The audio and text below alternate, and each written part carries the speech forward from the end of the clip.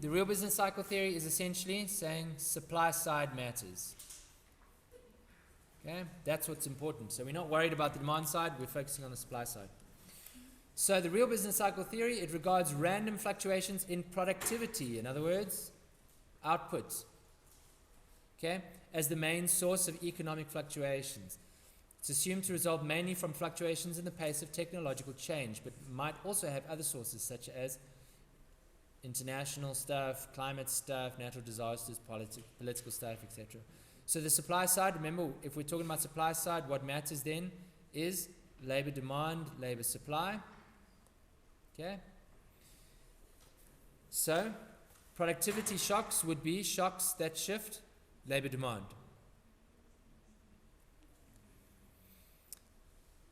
What is the real business cycle impulse? The impulse in real business cycle theory is the growth rate of productivity that results from a technological change. In other words, when there's some kind of technological disruption that leads to productivity changes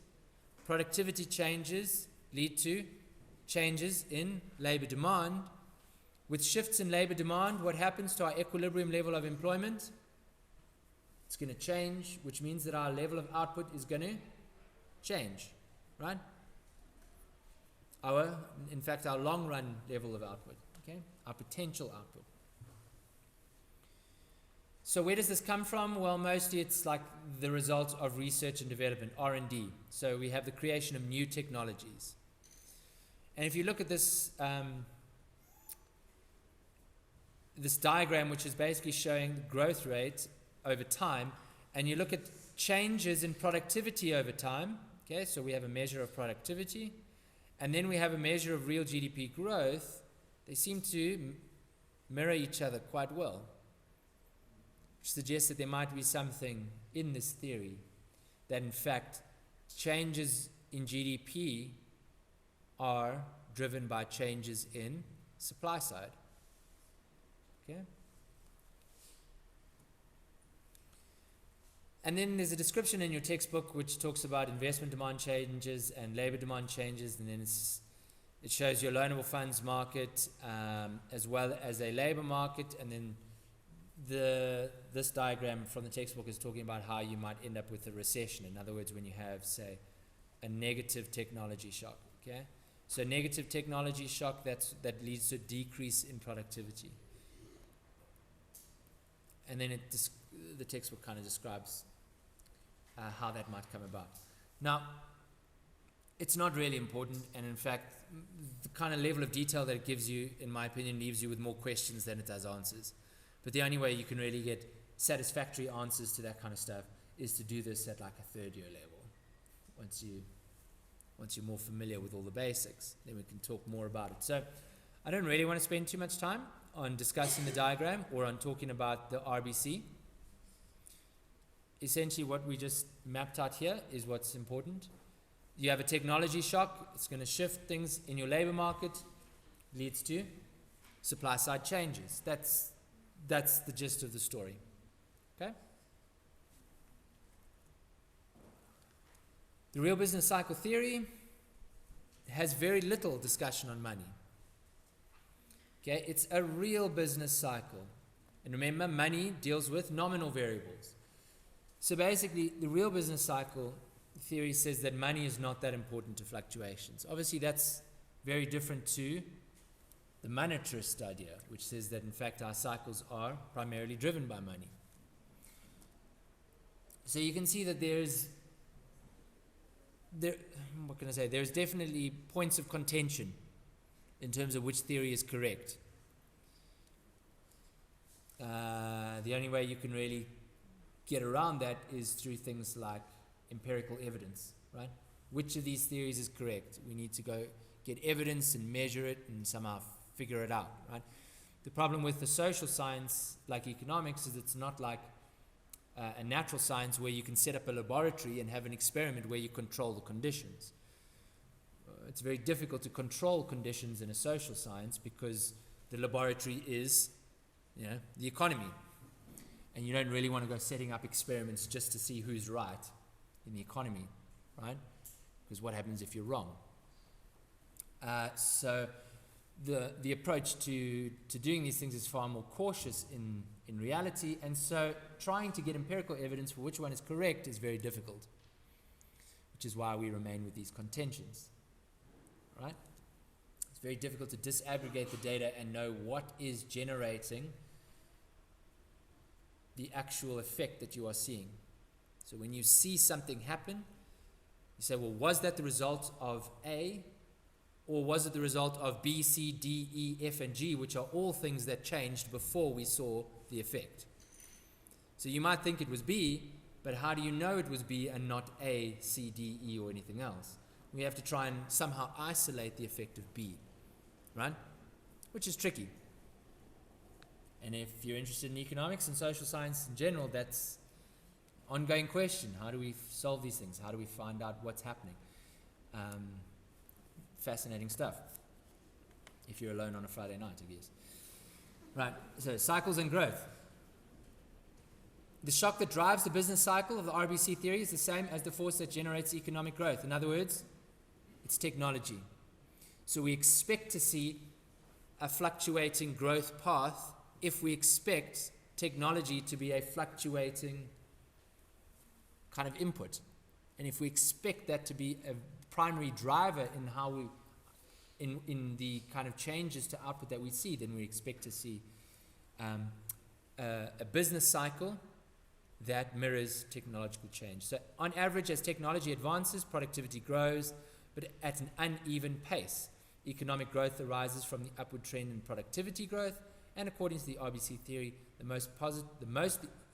mostly positive but occasionally negative higher frequency shocks to productivity bring the business cycle. In other words, when you see something that looks like a big wave in the business cycle, the real business cycle theory would say, well, that's because we've had a particularly big shock to technology, a particularly big change in the way that things get done in the economy. That's when we see a particularly big wave. Okay. Of course, the real business cycle theory, because it's all about the real variables, it has little to say about money. Well, we know, for example, that the money wage rate is sticky. Okay? The real business cycle tells us nothing about how sticky wages impact on the business cycle.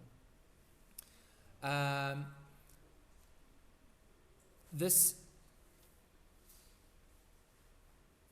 discussion from your textbook about why the real business cycle affects, why we have changes in the labor market, right? One of those reasons is because laborers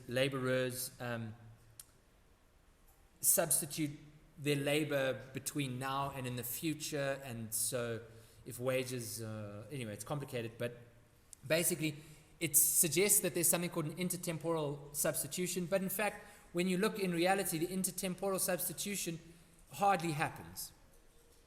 So if it hardly happens, and yet this is something that the RBC theory says is what's driving business cycle, well, then it kind of makes you think, is that really driving what we see? Right? In other words, the business cycle says we should see these fluctuations in the labor market. We don't see those fluctuations in the labor market. Therefore, if the real business cycle theory is saying we see fluctuations in economic activity because of fluctuations in the labor market, and we don't see those fluctuations in the labor market, well then, is the real business cycle theory correct? It seems like a bit of a tenuous link, right? And also, productivity shocks are as likely to be caused by changes in aggregate demand as by technology. In other words, the real business cycle says that the technology change comes from the supply side.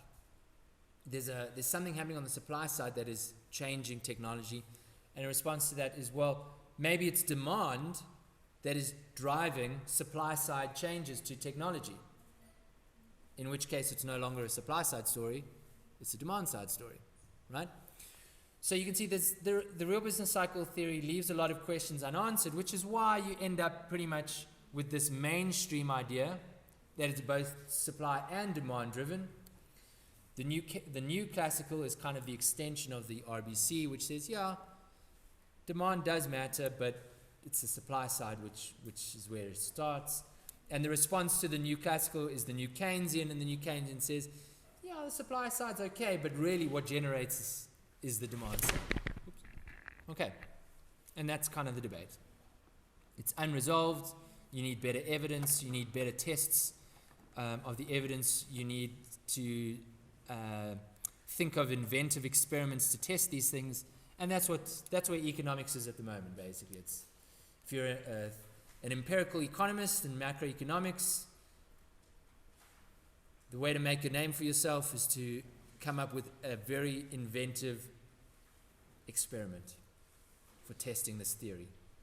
If you can do that, yeah, then you are like whatever, rock god of economics, I guess. Moving on to fiscal policy. So this is policy stuff. This is basically how do you develop or how do you change people's behavior is what policy is about. How do you change the outcomes of stuff? So talking about allocations to courses, right? Those are like policy rules, right? They're ways for allocating stuff to people. Fiscal policy is just another one of those rules for how you allocate stuff to people. And in fact, the recent Nobel Prizes have gone to, another slight digression. A lot of the stuff that we've spoken about has only just touched on like people's expectations, right? Has only just touched on the kind of access to information that people have. So we said that what happens like if laborers don't have all the information available about prices, right? You get sticky wages. What happens if we don't know with certainty about what's going to happen in the future? How do you make decisions now without knowing with certainty what's going to happen in the future, right? So this is all about economics trying to deal with uncertainty and information asymmetry. In other words, when people have different information sets. That became a sort of a focus in economics after the 1970s. So information in economics becomes an important thing after the 1970s. And more recently, you've got Nobel Prizes in things like mechanism design. So mechanism design is about how do you structure a mechanism to get a result that you want in economics without knowing what other people know. Okay? So you know people know stuff, but you don't know what they know. So what you want to do is design a mechanism so that they reveal their information, right, to you. So for example, an auction is a mechanism where you don't know who wants what you're trying to sell, but by having a bidding process, you get information about who wants it. And as people bid against each other, you find out more information about who wants it more, as well as who obviously is able to pay. But here's the thing about an auction. When you eventually sell it at an auction, like the normal kind of auction that you would probably know where people bid against each other, is what price do you get? You basically get the second best price you could. Because the price you get is as soon as the person who wants it the second most drops out, then you get that price. You don't get the highest price you could from the person who was going to pay, right? You only get, at best, the second best price, which is not great if you're a seller. So how then do you change that mechanism as a seller, right? And there are different kinds of auctions that you can devise that get better prices for the seller, right? So government then, why is this useful for, say, fiscal policy? Government decides, right, radio waves, whatever, there's a spectrum of radio waves, right? But if everyone tries to broadcast on the same wavelength, then you get interference, right? So what you need to do is say, okay, only certain people can broadcast on a certain wavelength, right? How then do you allocate that wavelength? So a radio wavelength is essentially a public good. In other words, once someone has it, right, you don't want someone else coming and getting the same thing, otherwise it works for no one, right? So you need to allocate it to someone and then say, right, you basically have a monopoly on that wavelength, right? So how do you control something like that? Well, you control it through a centralized system like a government, okay? So the government then says, cool, you can have that wavelength, you can have that wavelength, you can have that wavelength, and once those wavelengths are gone, there's no more, okay?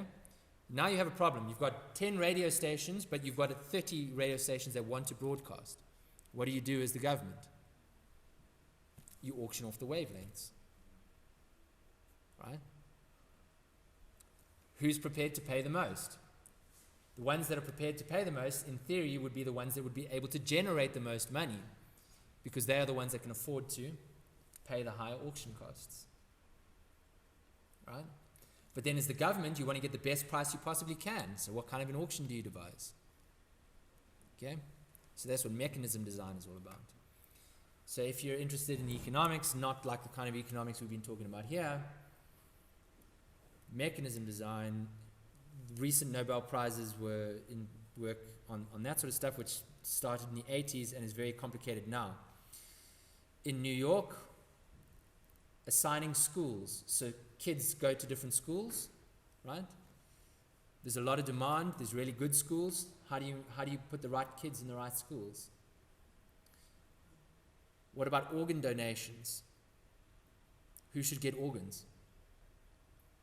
Do you just have a waiting list? What about if someone wants to move up that waiting list? Is there a good way to get people to move up a waiting list? What happens if someone's at the top of the waiting list, they're number 1, and there's someone who's number 10? Number 10 is far more in urgent need of that organ, right? But you're going to get it next. Could you not sell your space to the guy who's number 10? Listen, I don't need it right now, but I'm number 1. You need it tomorrow. I'm going to get one tomorrow. $200,000, you can take number 1. Yeah? Anyway, so that's what mechanism design is all about, and there's a lot of interesting work in that kind of stuff. There's a lot of real practical implications as well. In everything. Concert tickets. How should you price your concert tickets? How should you sell your concert tickets? You got limited space. You've probably got demand that's going to exceed that space. It's a Justin Bieber concert, I don't know, whatever. Right? Who gets tickets? Once you've sold them, how do you stop people reselling them at a higher price? And if people are selling them at a higher price, that means you as the ticket seller are losing out on that potential revenue. Right? How do you capture that revenue? Okay, anyway, so these are all kinds of things that are very exciting, but we're going to just talk about fiscal policy, which is vaguely, well, in fact, not vaguely, it's linked to this. It's just the discussion we're going to have today is not really linked to anything like mechanism design related, because this is a first year course. Anyway, what we're going to talk about today, fiscal policy, national budget. Whoops. Okay, so we're going to talk about the budget. We'll look at essentially expenditure. Oh, come on. Expenditure and revenue, deficits, and debt that a government's going to get into. So deficit and debt. Alternatively, you can also have, instead of just a deficit, you can have a surplus. So then we'll also talk about something which we haven't seen before, which is the supply side effects, right, of a fiscal policy. In other words, we've always spoken about fiscal policy as affecting aggregate demand. Fiscal policy shifts aggregate demand. What about aggregate supply? Can it have a supply side effect?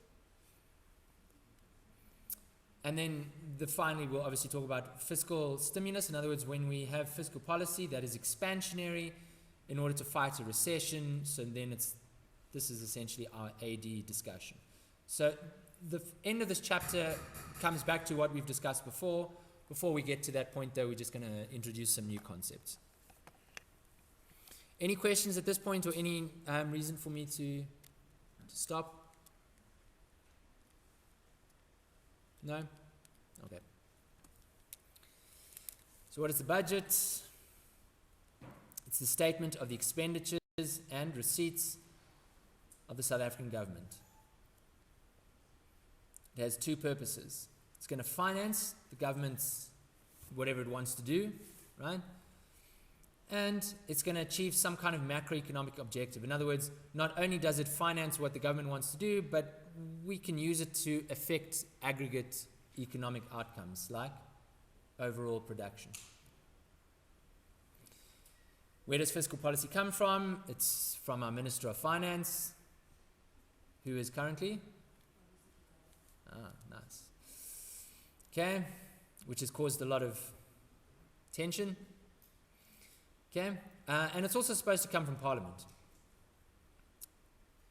yeah, we're having a bit of a problem with this at the moment because our executive is not, yeah, anyway. The Parliament and the executive are at each other's throats currently, so it's a bit of a problem. Okay, what is the role of these players? The Minister of Finance proposes a budget to Parliament, and then the President either signs whatever that budget is into law, or it has to go back for revision.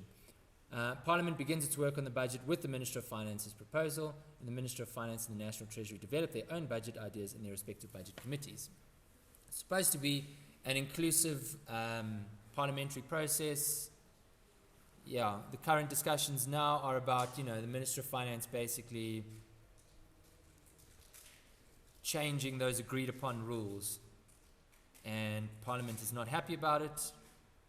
But at the moment, there doesn't seem to be much that Parliament can do. So there are members of Parliament who are taking the Speaker of Parliament to court to say that the Speaker of Parliament, when they have an upcoming vote of no confidence in the executive, that vote would be by the parliamentarian members, and the Speaker has said that she does not have the power to make that vote anonymous, right? So in other words, all MPs would have to make their votes known, which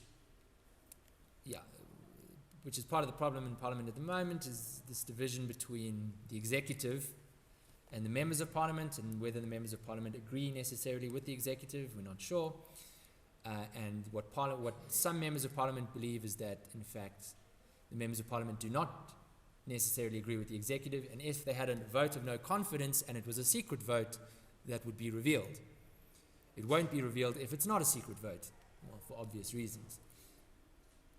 So the Speaker of Parliament has said, I don't have the power to make this a secret vote, and certain parliamentarians have taken the Speaker to court to say, or have gone to the court basically to make a ruling that says the Speaker can make this a secret vote.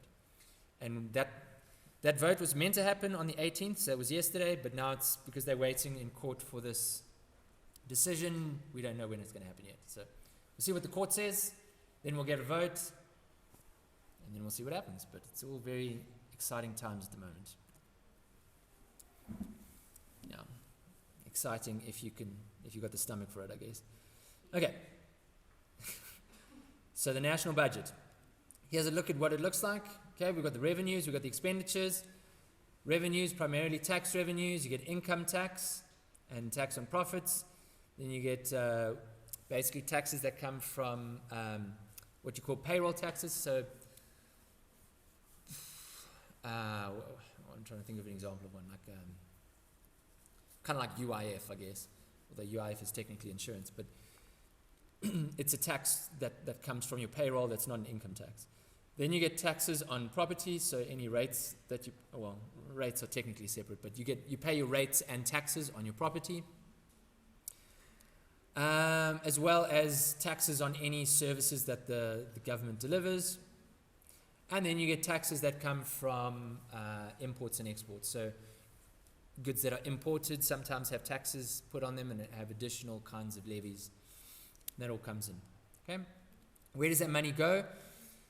Payments, transfers, and then there's capital. So the interesting thing about this particular budget is, again, if you're interested in politics and the kind of discourse that we have at the moment about the role of government in terms of redistribution and the role of government in terms of empowerment and access and all that kind of stuff, right? What does the government do with its money currently? Well, most of it goes to civil servants. Okay? Civil servants are, at this point, almost exclusively basically non-white. Right? Then you'll see that 400,000, in other words, nearly 40% of that expenditure goes to transfers and subsidies. In other words, social grants, as well as subsidies to any kind of government backed plans for, like, you have like small business development, right? Or black industrial entrepreneurs, or, you know, any programs like that, right? 40% of that budget goes towards that, right? And then 4% goes towards things like building roads, building power stations, right? So if there's a question of things like redistribution, there's a lot of redistribution that happens currently. Is there scope for more redistribution? Well, what is the government doing other than redistribution? It's a very small component, right? That is, yeah. What's included in current payments? That's payments to like civil servants,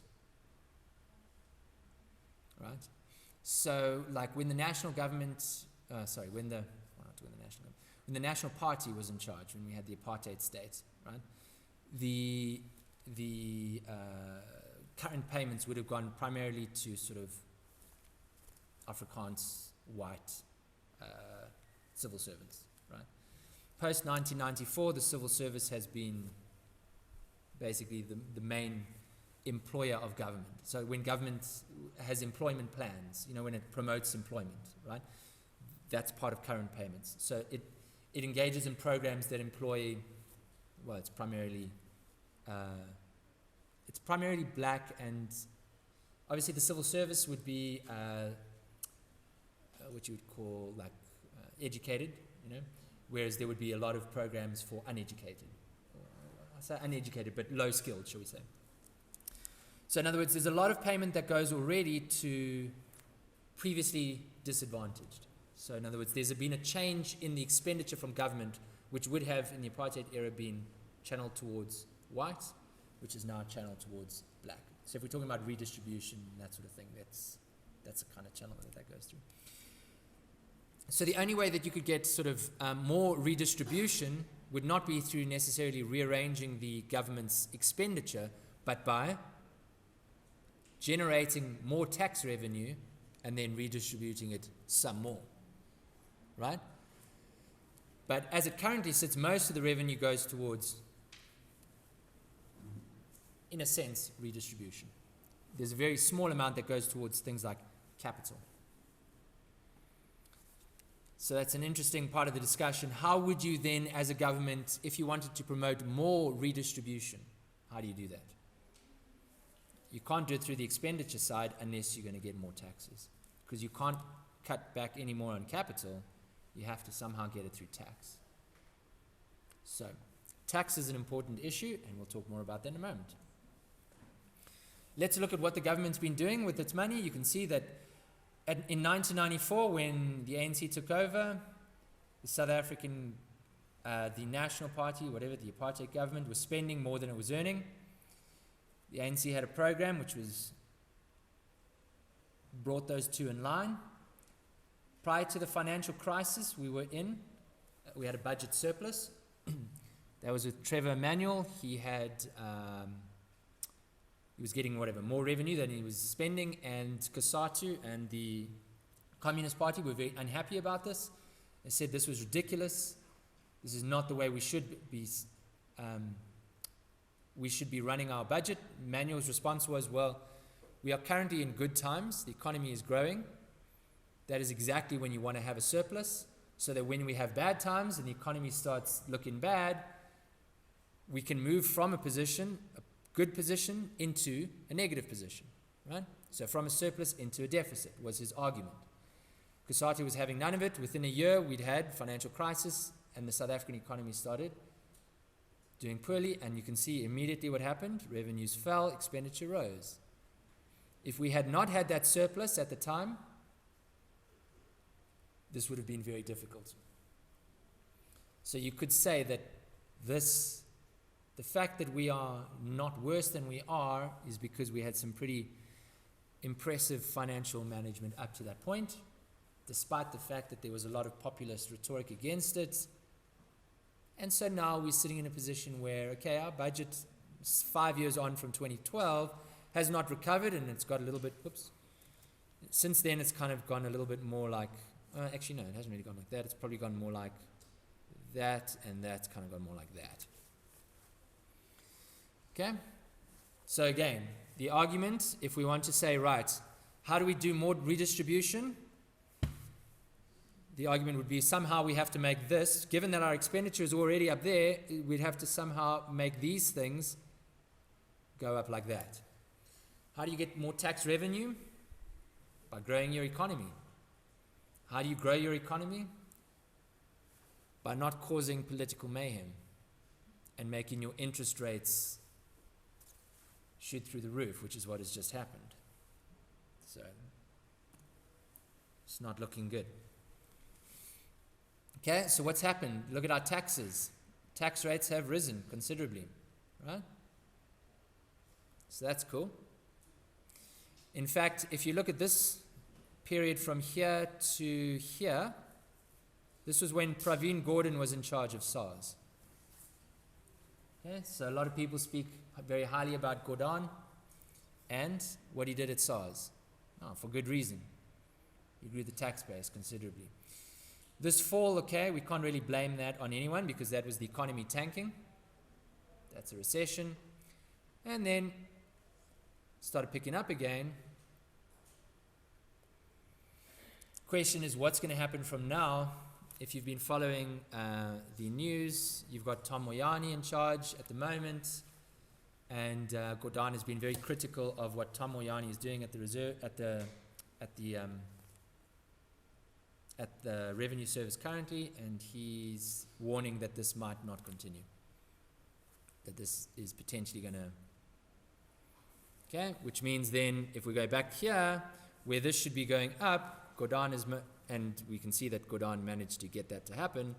He's saying that with under Tom Moyani, there's a good chance we might see that happen, which is not going to help us, given we already have this, right? Which means, given this budget here, what we end up with is this and that, right?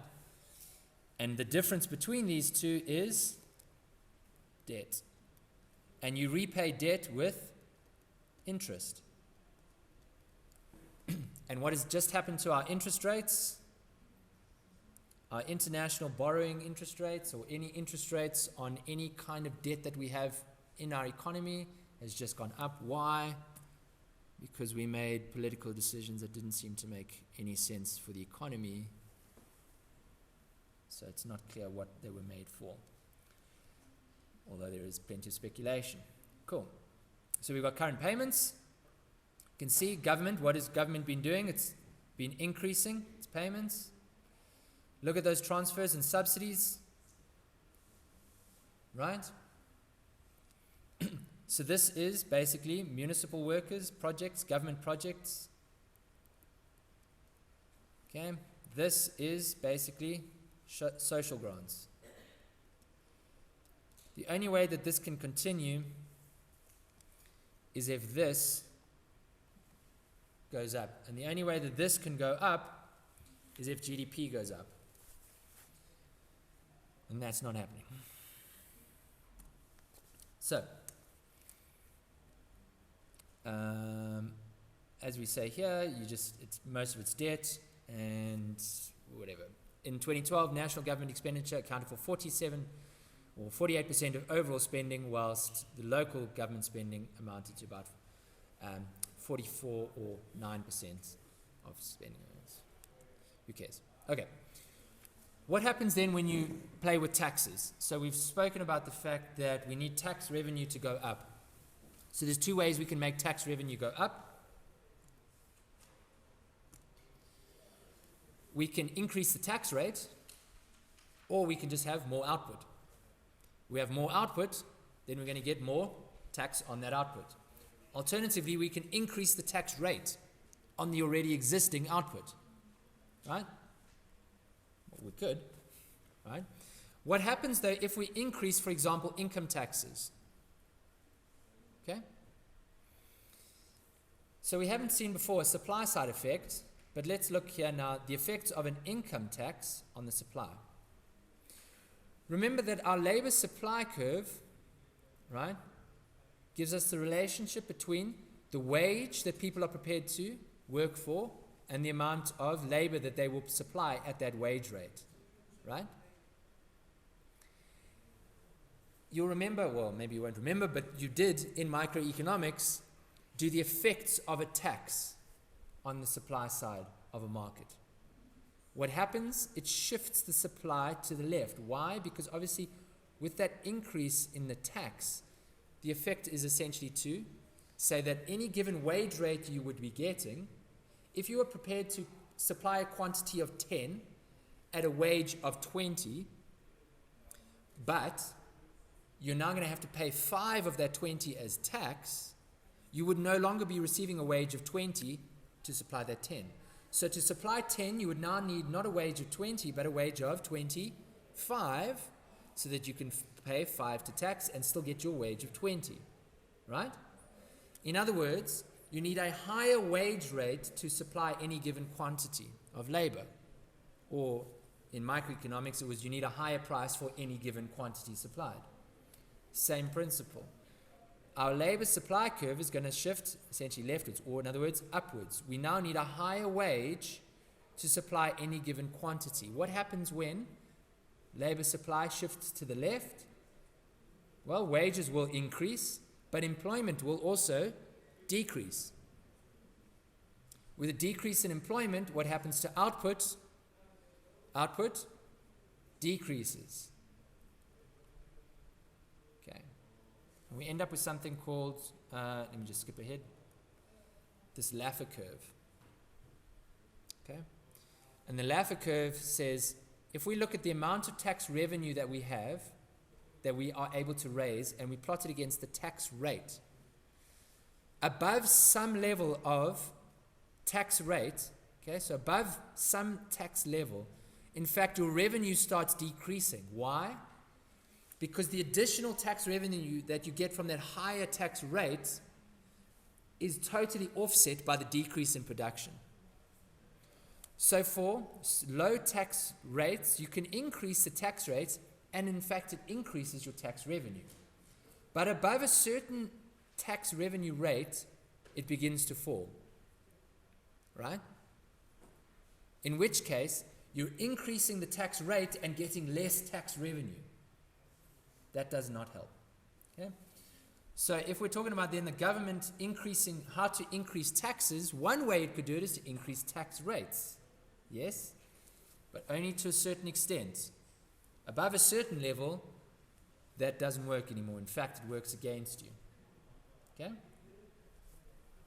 So an important question then in the South African context is, where are we on this Laffer curve? What would happen if government were to increase tax rates? Would it improve the overall tax revenue? I don't know, but I haven't seen that discussion. In fact, I've seen a little bit of that discussion, and there's a lot of people that suggest that we are basically here. We can't go any higher. And then there are the opposing forces who say, no, not at all. We're somewhere more like here somewhere. Again, how do we know? Well, you would need some kind of empirical evidence. How do we get that evidence? Well, we could just do a big economic experiment and just increase the tax rate and see what happens.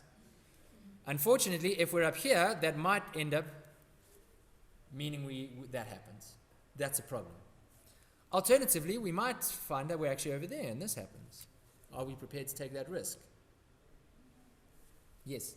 What causes the tax revenue to decrease? Do people not pay? No. So tax revenue would be, for example, your tax rate multiplied by output. Okay? As you increase this, okay, this decreases. The question is, what happens? So I put a dot there, obviously that's a times, right? So revenue, this goes up, that goes down, what happens to this? For a time, as you increase this goes down only by a small amount, and hence, revenue goes up. But at some point, once you've increased this by so much that you increase it further, the decrease on this side outweighs any increase, and your revenue just goes down.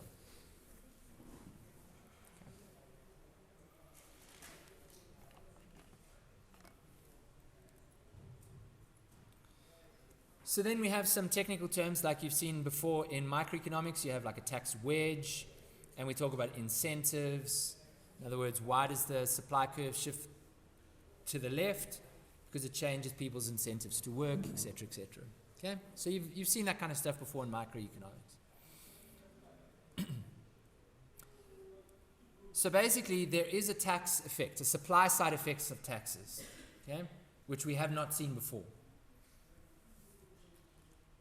What happens then when you have a fiscal stimulus? In other words, when you have expansionary fiscal policy, or on the other side, the flip side of the coin would be contractionary fiscal policy. We have to consider the fact that there is both, there's both a demand side effect and a potential supply side effect. But usually, the only thing that usually when we talk about this, if we talk about fiscal policy, we're just talking about a demand side effect. Unless we specifically say something like, what is the supply side effect of a fiscal policy action? But otherwise, the normal state of affairs is to describe the demand side of things. So we'll leave it there for now. We'll come back tomorrow and we'll discuss the difference between automatic fiscal policy changes versus essentially active policy changes. Okay, so you have automatic, which just happens without the government being involved, and then you have the government actively changing its policy, which will bring us to this diagram here, which shows us the difference between automatic stimulus and non-automatic stimulus. And then that'll bring us to the end of chapter 30. So tomorrow we'll finish this up. We can go through some questions, and I will put some questions in these slides, and we can go through those questions. Otherwise, if you have any questions at this point, do come, and that's all.